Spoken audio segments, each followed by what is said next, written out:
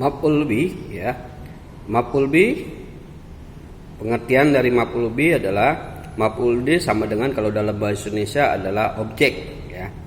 Kaidah nahwunya al maf'ul bih wa al ismul mansub alladzi yaqa'u bihil fi'lu ya. Artinya isim mansub yang dibaca nasab ya. Isim ini bisa bentuknya seperti nama manusia ataupun hewan yang berharokat fathah ya, yang menjadi sasaran perbuatan atau objek.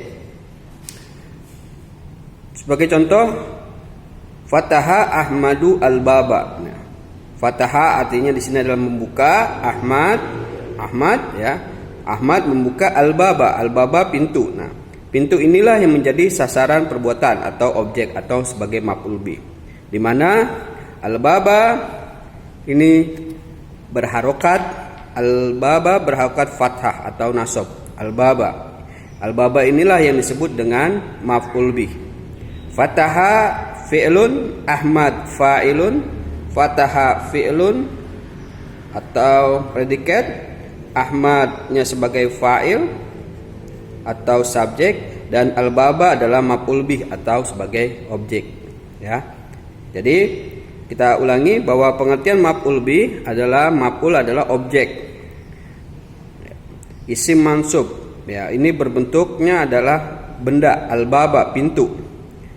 Ahmad membuka al-baba pintu ya, pintulah inilah yang menjadi sasaran atau objek sebagai maf'ul bih dengan harokatnya adalah fathah. Contoh lain, akaltu al-hubza. Akaltu al-hubza. Al-hubza di sini berharokat fathah ya, nasab. Inilah yang disebut dengan maf'ul bih. Maf'ul bih. Akaltu saya makan. Akaltu saya makan, al-hubza saya makan. Makan apa? Al-hubza roti. Rotilah ini yang menjadi sasaran perbuatan atau yang disebut dengan objek. Kemudian maf'ul bih ini terbagi atas dua, isim domir dan isim zohir ya. Maf'ul bih ini terbagi atas dua, isim zohir dan isim domir. Contoh dari isim domir, isim zohir, ana aqra'ul kitaba. Saya sedang membaca al-kitaba, buku. Al-kitaba sebagai maf'ul bih, al-kitaba sebagai maf'ul bih. Atau kitaban, sama artinya adalah buku. Ana aqra'u kitaban. Cara penulisannya ini berbeda. Ketika ada alif lam ya, menggunakan alif lam ma'rifah, maka harokatnya fathah. Ketika kita menggunakan nakirah, kitab, tidak pakai alif lam, maka kita menggunakan fathatain, ban. Ketika fathatain ditambahkan alif ya, penambahan alif disambung. Sedangkan kalau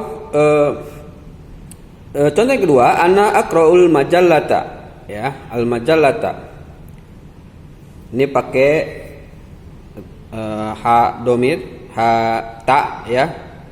Al majallata ketika tidak menggunakan alif lam atau bentuknya nakirah maka menjadi majallatan. Hanya saja tidak menggunakan tambahan alif ya. Ini contoh dari isim domir.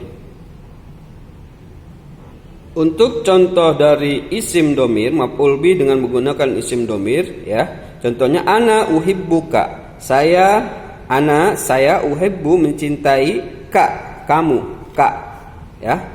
Atau ana adribuhu, saya memukulnya ya.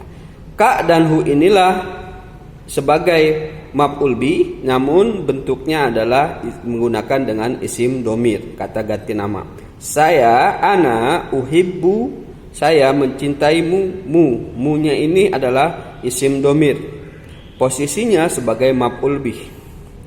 Ana adribuhu, hu-nya di sini adalah isim domir, maf'ul bih, pengganti dari huwa ya.